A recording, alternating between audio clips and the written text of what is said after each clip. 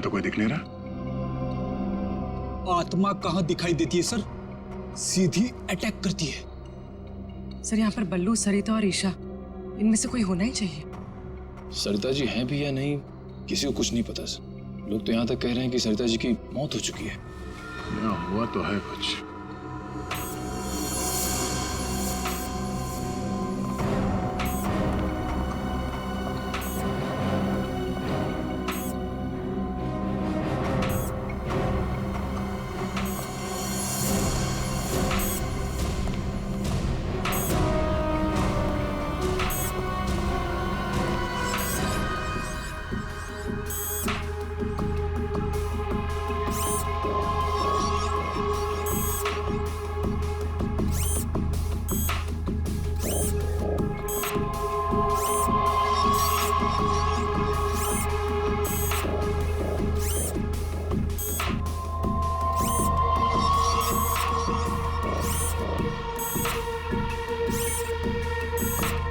Sir ये क्या है तो ये इंसान ही, मगर मैकेनिकल पुतला बना दिया है। खुद ताली बजा रहा है।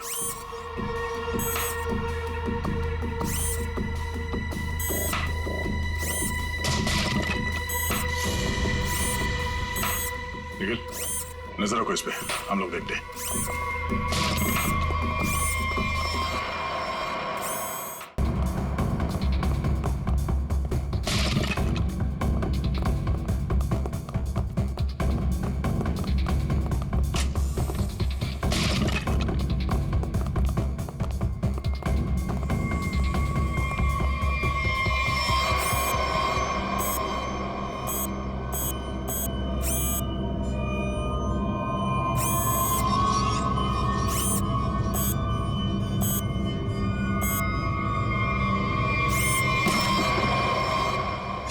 ये क्या है? ये तो रोबोट जैसा कुछ है। इसके एक्शंस और मूवमेंट्स देखो कितने मैकेनिकल है।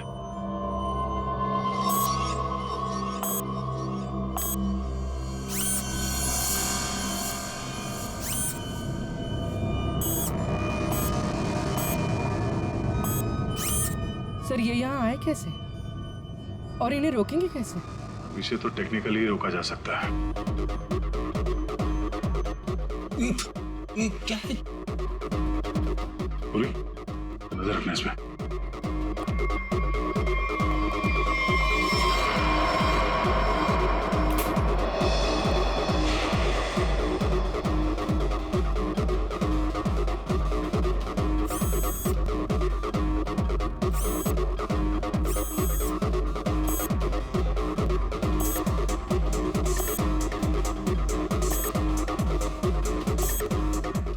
तीन यंत्र मानो, सब लोग अपने मूवमेंट्स ऐसे ही दोहरा रहे हैं। कौन है ये लोग और इन लोगों के साथ ऐसा किसने किया?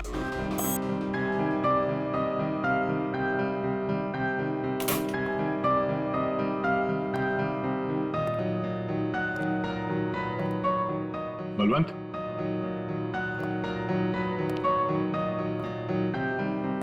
बल्लू, बल्लू,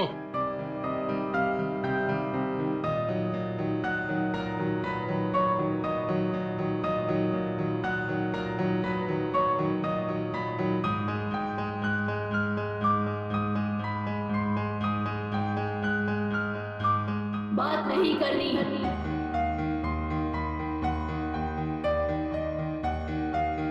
क्या हो गया तुम्हें? और तुम ये लड़की की आवाज में बात क्यों कर रहे हो? और ये तुम्हारे कपड़ों पे ये खून कैसे? हाँ? बल्लू इधर देखो, मैं तुमसे कुछ बात कर रहा हूं, मेरी तरफ देखो।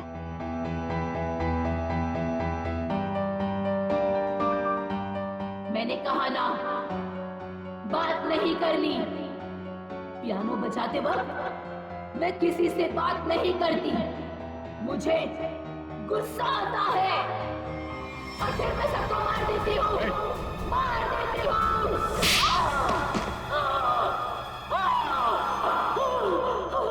बोलो, अरे बोलो। एक्सक्यूज मी, कौन हो तुम? तुम कौन हो? हाथ ऊपर। देखिए आप गोली में चलाना, गोली में चलाना, ये मेरा ही घर है, आप गोली में चलाना, मारना मत मुझे आप प्लीज। तुम्हारा घर है ये? हाँ, ये मेरा घर है। क्या खेल खेल रहे हो तुम यहाँ? हाँ? और तुम्हारे घर में ये सब लोग कौन है? शायद ह्यूमन मशीन्स हैं जो तुम्हारे इशारे पे नाच रहे हैं। क्यों? सर ये क्या कह रहे हैं आप?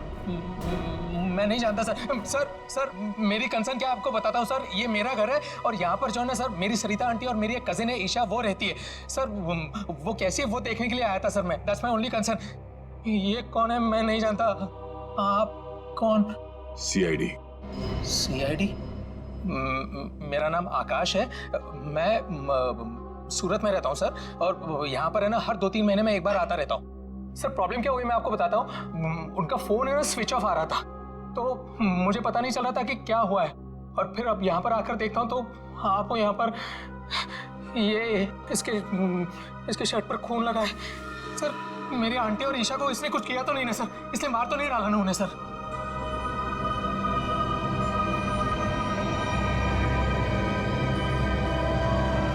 बल्लू, बल्लू तुम सुन रहे हो? मैं तुमसे बात कर रहा हूं। हाँ, अब मुझसे कुछ पूछ रहे हैं? हाँ। क्या हुआ? बल्लू हमें बताओ, तुम गूंज महल गए थे ना, तब तुम्हारे साथ क्या हुआ? क्या हुआ तुम्हारे साथ? कुछ महल।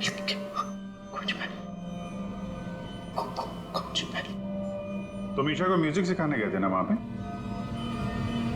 वहां पे क्या हुआ था? सरिता और ईशा कहाँ हैं? सर मुझे समझ नहीं आ रहा है कि आप लोग इसे इतना प्यार से क्यों पूछ रहे हैं? He's a criminal। सर इसी ने मेरी आंटी और ईशा को कुछ किया है, और वहां पर आपको जो इंसानी पुतले मिले थे ना, सब इसी का किया रहा है। शक तुम्हारे ऊपर भी है। तुम्हारे घर में मौत का खेल चल रहा था और तुम्हें मालूम तक नहीं।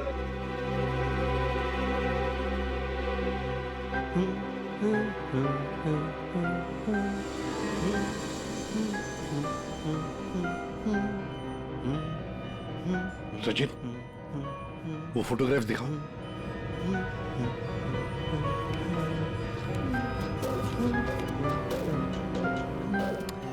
इन तस्वीरों को ध्यान से देखो, बताओ कौन है ये लोग और इनका ये हाल किसने किया? ये सब लोग जिंदा है। ये लोग तुम्हें जिंदा लग रहे? हाँ, जिंदा। मुझे बताया गया था कि ये रिश्तेदार हैं और म्यूजिक सुन रहे हैं। ये झूठ बोल रहा है सर, इनमें से कोई मेरा रिश्तेदार नहीं है। सर ये ड्रामा कर रहा है, सबको मार दिया और अब क्या बकवास कर रही है? तुम्हें चाय के लिए कहा था ना, चाय किधर है? हाँ? ये ईशा कुछ बोल क्यों नहीं रही? ये अकेला क्यों ताली बजा रहा है? हाँ? मम्मी को बोल देता हूं, रुकूं या भाग जाऊं? कितना बड़ा और डरावना घर है। सर आप मेरी बात सुनिए सर, ये पूरा का पूरा पागल हो चुका है। He's a psycho killer। Bablu क्या हुआ था कल जब तुम ईशा को म्यूजिक सिखाने गए थे? कुछ याद है वहां पे क्या हुआ था? हा? क्या हुआ था वहां पे?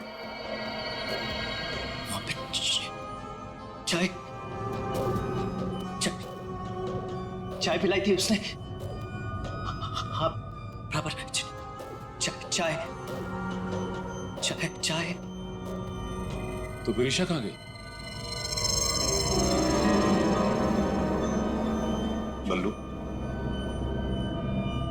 बल्लू, किसका खून था तुम्हारे कपड़ों पर? हाँ? फिर दया पर हमला क्यों किया तुमने? कपड़े, अरे मेरे मेरे कपड़े बदल गए। मेरे कपड़ों पे खून था, खून था कपड़ों पे। खूनी के कपड़े पे खून ही होता है। एक मिनट, आप जरा उधर चलो। चुप रहिए, बीच में बोलिए मत। चाय लेके आओ।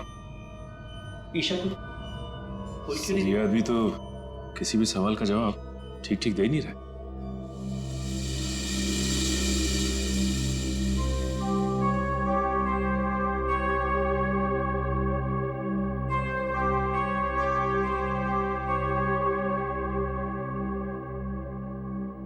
अभिजीत, इस बल्लू की मेडिकल जांच करवाते हैं, पता तो चले ड्रामा कर रहा है या वाकई इसके दिमाग के साथ कोई प्रॉब्लम है।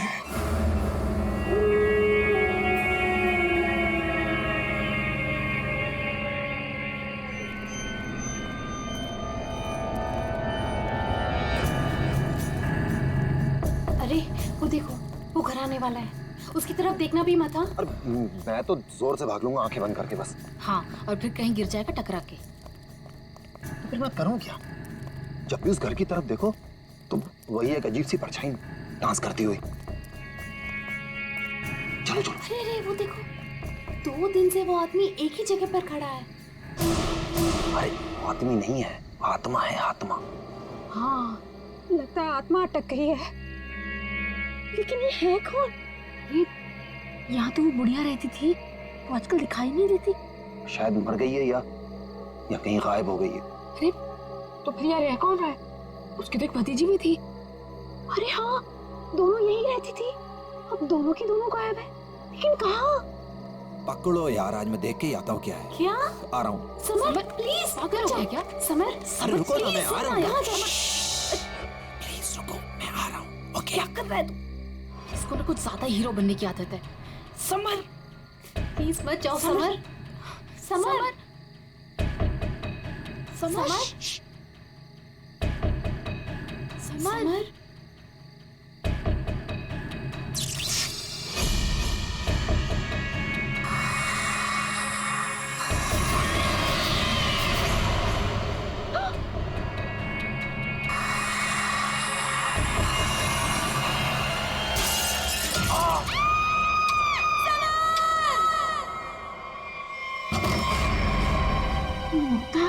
क्या हुआ बेटा? हमने वो गूंज महल वाला रास्ता पकड़ा था और वो बेवकूफ समर वो महल के अंदर चला गया था। अरे पर तुम लोग उस रास्ते गए क्यों? बेटा सबर तो ठीक है ना? माँ, किसी ने अंदर से उस पे फूलदान फेंक कर मारा। हम लोग भागकर वहां से आ गए। मैंने गिनी और सबर को बोल दिया कि अब से हम उस रास्ते से कभी नहीं जाएंगे। अच्छा किया बेटा, गूंज महल से दूर रहना ही अच्छा है। आ गए? अरे कहाँ दिन भर आवारागर्दी करता फिरता है तू?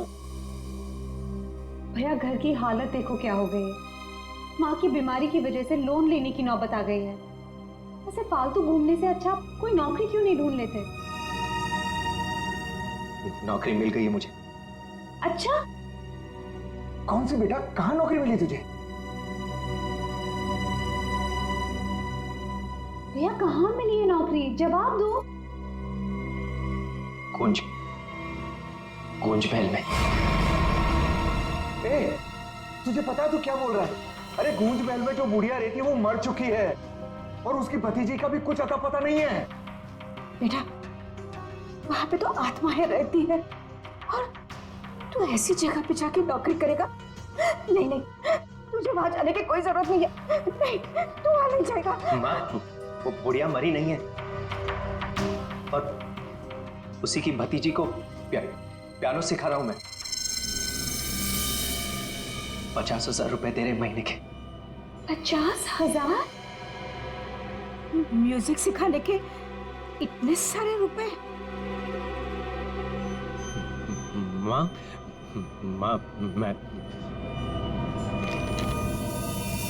ये 50,000 रुपए एडवांस। अब हमारी सारी मुसीबतें खत्म। भैया भैया पता है आज रात को हमारे साथ क्या? म्यूजिक सिखाऊंगा मैं पैसे कमाऊंगा, म्यूजिक सिखाऊंगा, भैया पैसे कमाऊंगा। ये लड़का कभी किसी की नहीं सुनता, तुम देख लेना कोई न कोई मुसीबत ला के रहेगा एक दिन ये। बल्लू को नौकरी मिल गई और उसने मुझे बताया भी नहीं, और ये ऐसे अजीब से बर्ताव क्यों कर रहा है? वो देखो देखो कैसे कैसे अपने आप से बातें कर रहा है, पता नहीं किससे बातें करते रहता है। बल्लू बल्लू। हाँ हाँ हाँ, मुझे जाना होगा समर। बल्लू हमारी बात तो सुनो। मुझे काम के लिए लेट हो रहा है, गूंज महल में मेरा इंतजार हो रहा है। बल्लू बल्लू मेरी बात सुनो, वहां मत जाओ। मैं नहीं जानता कि तुम क्या कर रहे हो, लेकिन वहां जान का खतरा है। ये देखो मेरे साथ क्या हुआ है।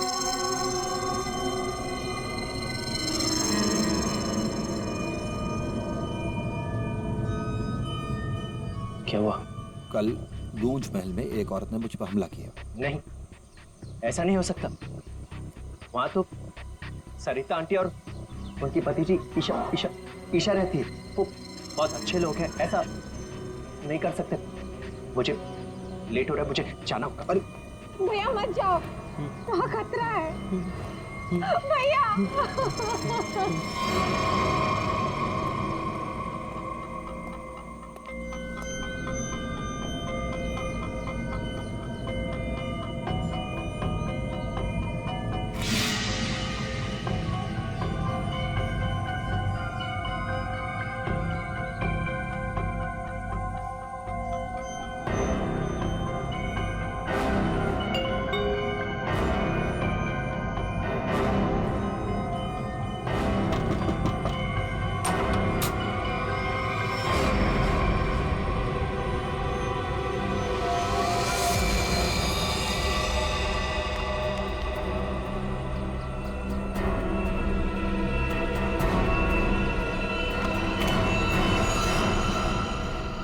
इस लड़के से सारी उम्मीद ही छोड़ दी है।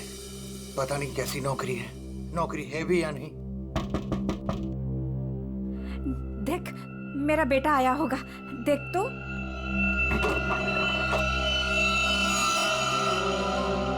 भैया भैया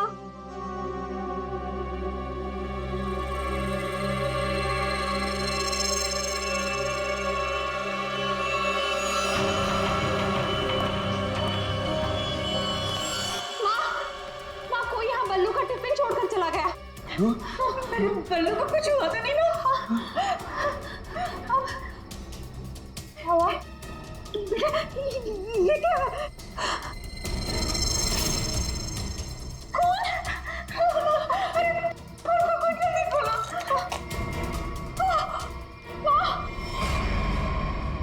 ये है वो गूंज महल जहाँ पे आपका बेटा बलविंदर यानी बल्लू कल आया था और उसके बाद से वो वापस नहीं आया। यहाँ पे दो औरतें रहती हैं, एक बुजुर्ग औरत सविता देवी और उसकी भतीजी ईशा है। और आप लोगों के हिसाब से वो लोग कुछ अजीब है, राइट? सर ये पूरा घर ही अजीब है। यहाँ की खिड़कियों से रोशनी चमकती है, साए दिखते हैं, यहाँ से गुजरने वाले लोगों पर चीजें फेंककर हमला करते हैं। पता नहीं मेरा भाई कैसे फंस गया यहाँ। बल्लू यहाँ नौकरी करता था? जी हाँ, और इसी घर से मेरे बेटे का खाने का डिब्बा वापस आया था, खून से भरा। और सर जब पता लगाने के लिए मैं अपने दोस्तों के साथ यहाँ आई थी तो हमने दरवाजा खटखटाया, आवाजें लगाई, डोरबेल बजाया, लेकिन किसी ने जवाब नहीं दिया। सर यहाँ मेरे बेटे के साथ जरूर कुछ हुआ है, उन लोगों ने जरूर कुछ किया है। सर प्लीज मेरे बेटे को बचा लीजिए।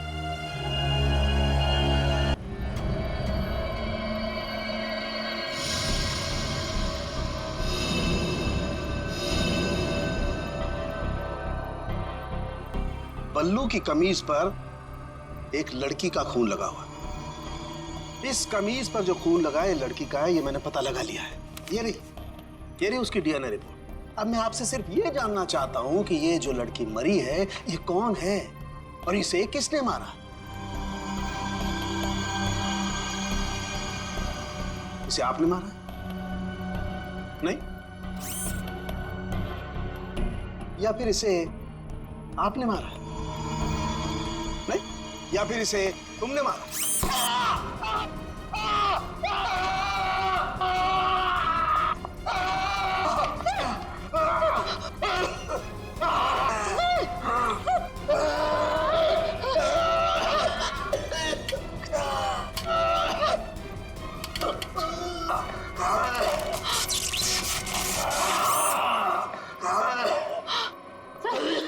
ठीक हो?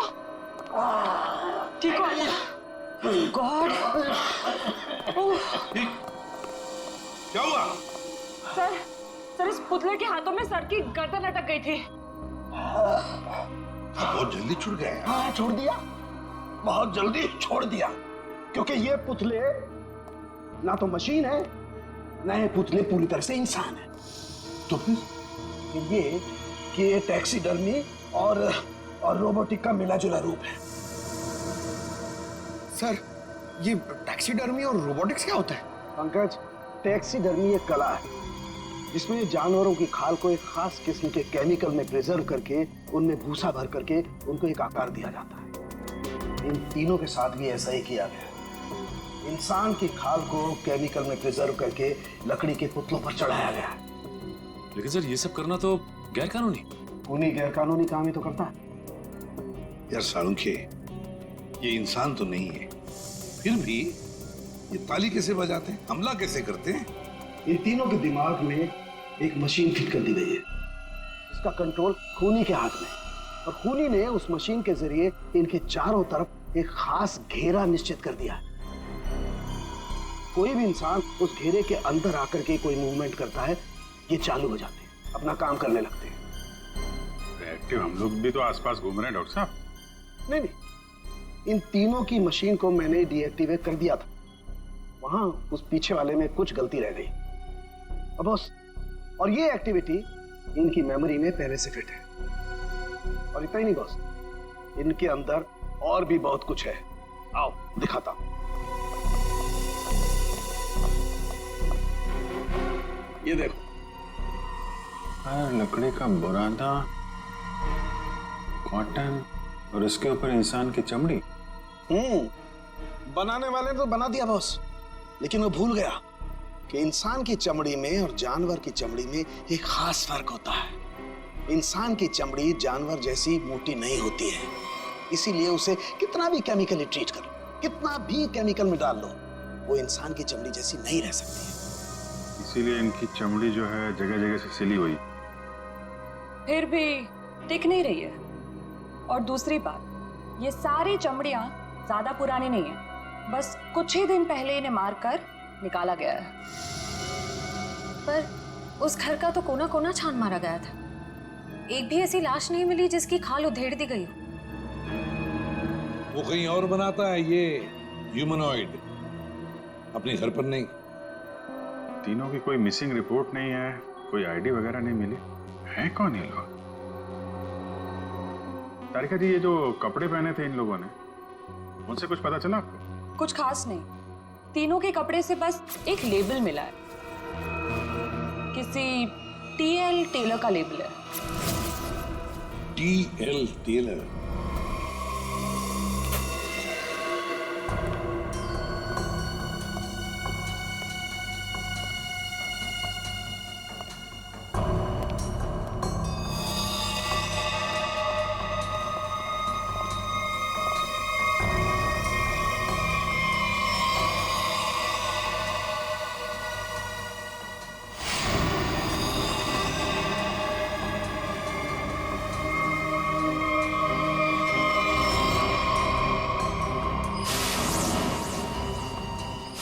चाकू मारा कैसे?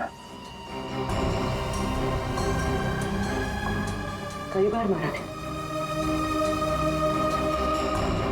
सर, बल्लू के कपड़े पे जो खून के छिटे थे, कहीं इस लड़की के तो नहीं? ये तो बल्लू ही बताएगा। मुंजी, असली बात यह है कि गूंज महल में से एक लाश मिली हमें, एक लड़की की लाश। ये है वो लड़की। क्या आप जानते हैं इसे? किन्नी है ये, मेरे बेटे की दोस्त। ये मर गई क्या? तो ये बल्लू उस लड़की को जानता था सर? और मोहन जी, बल्लू के कपड़ों पर गिनी का खून है। मोहन जी, आप प्लीज थोड़ा वेट करिए, हम आपको बुलाते हैं। एसीपी सर, मैंने बल्लू की सारी रिपोर्ट्स पढ़ ली हैं। डॉक्टर सालुंखे से भी बात हुई मेरी। बलवंत के खून में ऐसे ड्रग्स हैं जिससे इंसान सच और झूठ के सपने के अंतर को नहीं समझ पाता। उसे उस वक्त जो कहा जाए उसे वही सच लगता है। तो क्या डॉक्टर साहब, ये बलवंत ड्रग के इन्फ्लुएंस में किसी को मार भी सकता है? जी, ऐसा हो भी सकता है और नहीं भी।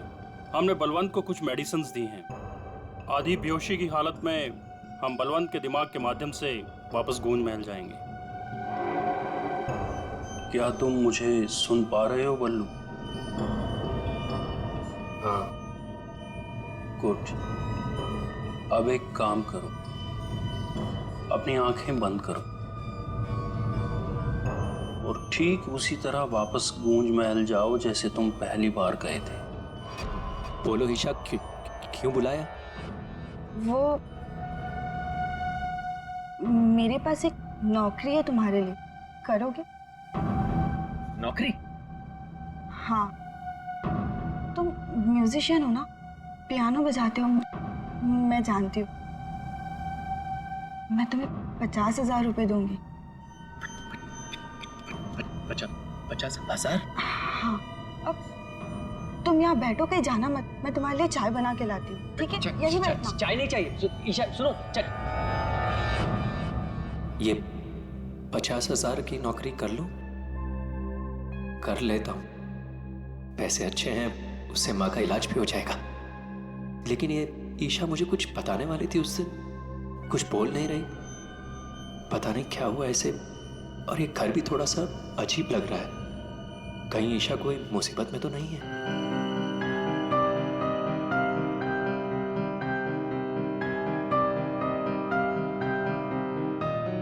शायद यही ईशा की आंटी है, Sarita ji. Excuse me ma'am. Hello. अच्छी ट्यून है।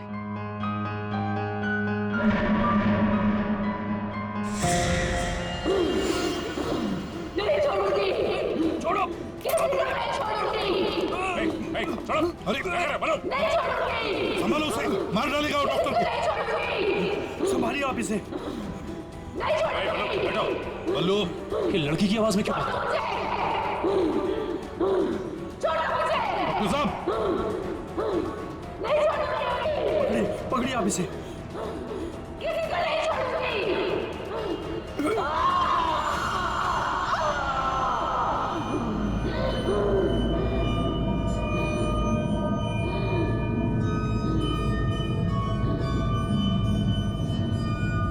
नहीं छोड़ूंगी, किसी को नहीं छोड़ूंगी।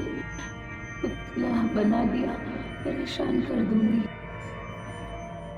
बची हुई बॉडीज मछलियों को खिला दूंगी।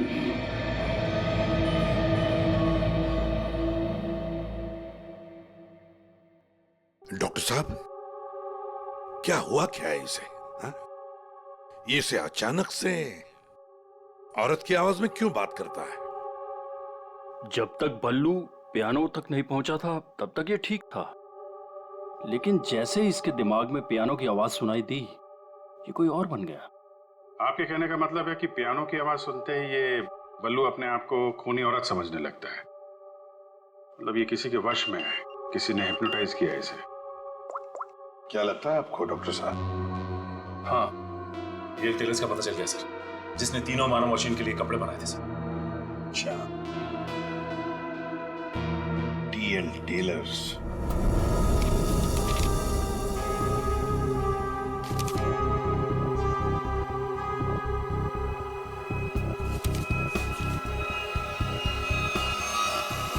साहब जी। हाँ, अभी आया। देखिए सर, ये ऑर्डर एलपी प्रोडक्शन का है। 19 दिसंबर 2015 को कपड़ा दिया था और 1 जनवरी 2016 को 5 कॉस्ट्यूम और नाप भी है और ऑर्डर देने वाली का नाम भी है रॉबी का और फोन नंबर भी है सर। 91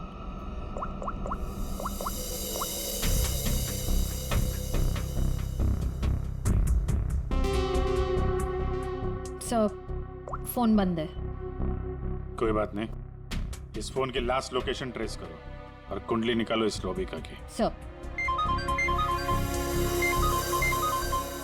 हाँ सालुंके साहब। अभिजीत, इन ह्यूमनॉइड्स में हमें भूसे के साथ साथ 2 और खास चीजें मिली हैं। एक तो एक खास कागज के टुकड़े, ऐसा कागज जिस पर न्यूज छपती है, अखबार में काम आने वाला कागज, और दूसरा समुद्र के नमक के कुछ अंश। Thank you very much Salunke साहब। क्या हो सर? एक कारखाना ढूंढो जहां पे अखबार को छापने का कागज बनता और वो जगह समंदर के करीब हो।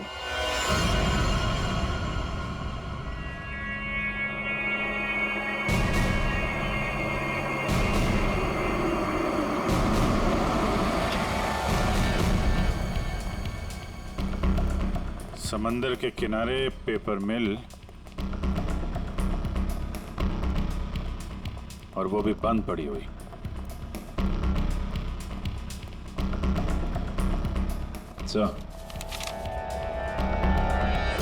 सर यहाँ पे ये पेपर और ये पेड़ की छाल और वहां पर कपड़े, यहाँ तो हर वो चीज मौजूद है जो मानव मशीन के अंदर भरी गई है। सर हो सकता है उस क्रिमिनल के काम करने की जगह यही हो जहां वो पुतले बनाता था। क्या पता वो अभी भी कहीं आसपास ही हो। मगर वो जगह कहाँ है? यहाँ तो सिर्फ पुतले में भरने का सामान है ना। वो टैक्सी डमी की जगह और वो रोबोट बनाने की जगह, वो कहाँ है? पुतलों में भरने का सामान यहाँ है तो वो जगह भी यहीं कहीं होगी। ढूंढो।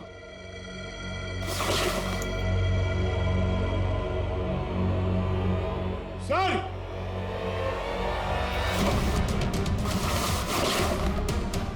सर!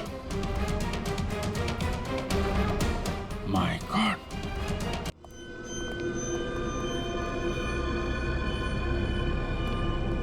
तो ये वो जगह है जहां पे ह्यूमन मशीन बनाई जा रही है।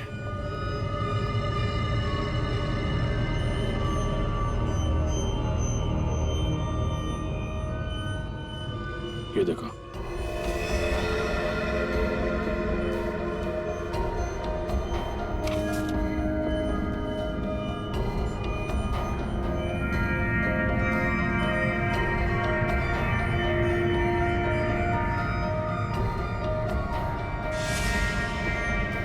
पूरा मैकेनिज्म है यहाँ पे।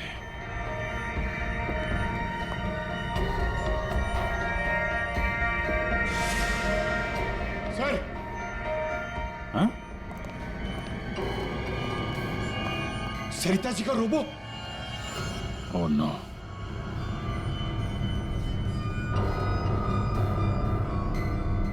सर जल्दी आइए। सर ईशा, सर खूनी ने इसका सारा खून निकाल दिया है। इसकी सांसें भी बहुत धीमी चल रही हैं। इसको हॉस्पिटल लेके चलो जल्दी। एम्बुलेंस को फोन करो। हेलो। सरिता को तो उसने रोबोट बना दिया, अब इसका भी वो हल करने वाला था। सर, रोबिका की लोकेशन का पता चल गया। आज तो हद हो गई। कब से वैनिटी में इंतजार कर रही हूँ। कोई मुझे सीन समझाएगा या फिर मैं पैकअप अनाउंस कर दूं। काजल, काजल, कहाँ हो तुम? नहीं चाहिए मुझे। काजल! सॉरी रोबिका मैडम, एक्चुअली वो स्क्रिप्ट में थोड़ा सा चेंज हुआ है। व्हाट? सीन में चेंज हुआ है? लास्ट मिनट में डायलॉग्स कैसे याद करूंगी? एनीवे, स्क्रिप्ट दो। मैम, एक्चुअली जो सीन होने वाला है ना, वो स्क्रिप्ट आपके को स्टार के पास है। How can you do this? तुमने स्क्रिप्ट मुझसे पहले को स्टार को दे दी। तुम जानती हो ना मैं कौन हूँ। शो क्विट कर दूंगी 1 मिनट में। टीआरपी नीचे और शो बंद। बोलो, क्विट करूं? एनीवे, कहाँ है वो को स्टार? मैम, वहाँ आपका नया को स्टार आपका वेट कर रहा है। ओके, अभी मजा चखाती हूँ उसको।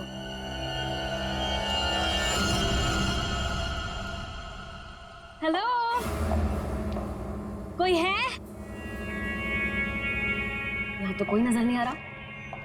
हेलो, कोई है यहाँ पर? हेलो, हेलो, कोई है?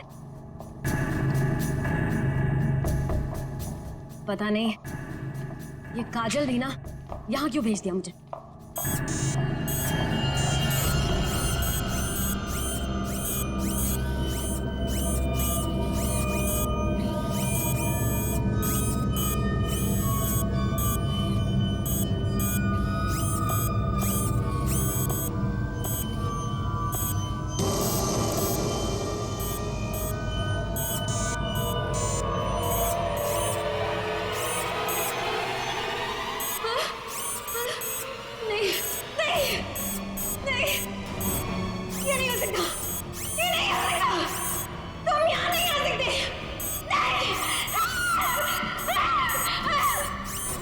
Hello miss Rubika.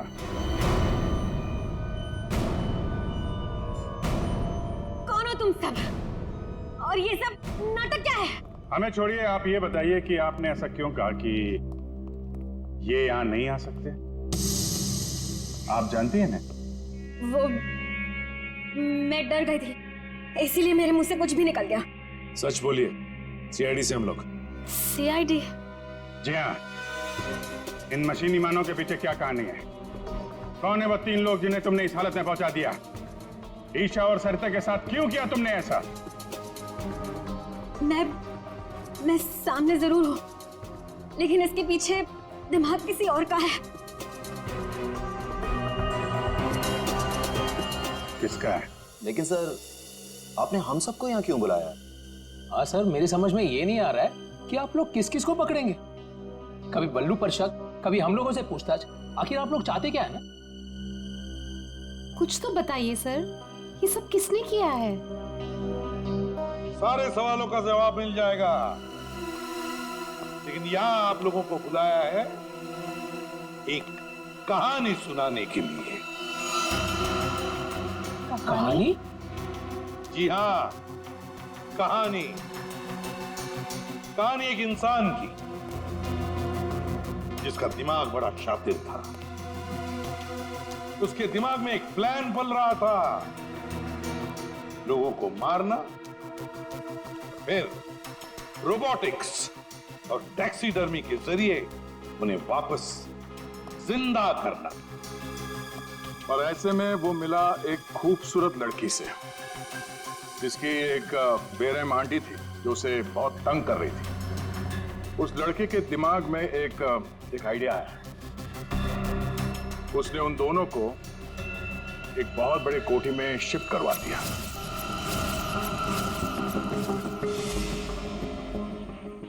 Thank you so much. और फिर उस लड़के ने उस सुंदर सी लड़की को पहला झटका दे दिया। उसने उस लड़की की आंटी को मार डाला इसी घर में। इस तरह लड़की की आंटी बन गई इस लड़के का पहला कामयाब आविष्कार। उसके बाद में उसने कुछ लोगों को और भी अपने एक्सपेरिमेंट का निशाना बना दिया। और हैरानी की बात यह है कि वो सब उसके वो दोस्त और कलीग्स थे जो उसके साथ विदेश में काम करते थे।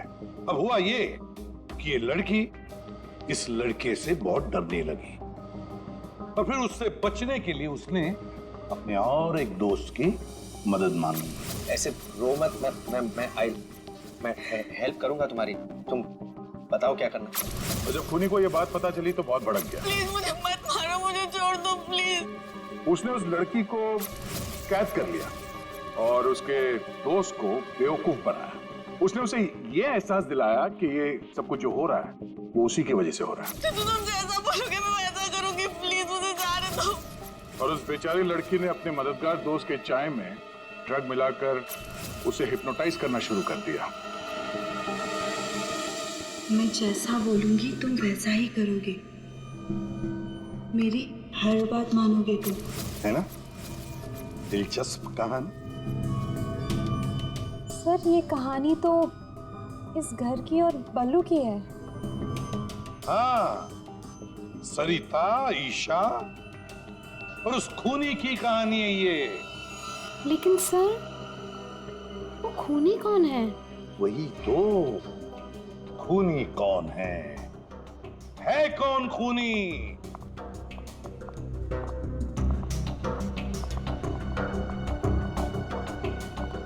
कहाँ फंसा दिया तुमने मुझे? तुमने तो कहा था कि ये कोई एक्सपेरिमेंट है। तुमने तो खून ही कर डाले। ये सब तुमने किया समर? हाँ, ये सब मैंने किया। और ये सब मैंने किसी और वजह से नहीं, ये सब मैंने सिर्फ इसलिए किया क्योंकि मैं चाहता हूं कि साइंस की दुनिया में मेरा नाम सुनहरे अक्षरों में लिखा जाए, और कि मेरे इतने बड़े एक्सपेरिमेंट को वो लड़की, वो ईशा बर्बाद कर देना चाहती थी। और इसके लिए उसने उस बल्लू से मदद भी मांगी। और तुमने बल्लू के चाय में वो ड्रग मिलाकर उसके दिमाग में ये बात बिठा दी कि वो एक औरत है और उसे लोगों को मारना है, और उसके लिए ट्रिगर थी पियानो की वो धुन। बल्लू को लगभग मेरा पूरा राज पता चल चुका था, ठीक है, और गिन्नी को पड़ी हुई थी बल्लू को बचाने की। तो अपने एक्सपेरिमेंट को बचाने के लिए मुझे को दोनों को मारना ही था। और आप बताइए, अब जो लोग मर चुके हैं उनका असली कातिल भी तो चाहिए ना लोगों को। बस इसीलिए मैंने बल्लू को फंसा दिया और गिन्नी को मार दिया। साइंस की दुनिया में अपना नाम सुनहरे अक्षरों में देखना चाहते थे तुम। दिमाग तो था, है, पर क्या करें, विकृत है, विकृत। अपने इस घटिया एक्सपेरिमेंट के लिए न जाने कितने मासूम लोगों की जानें ली तुमने। तुम्हें जीने का कोई हक ही नहीं है। फांसी होगी तुम्हें, फांसी।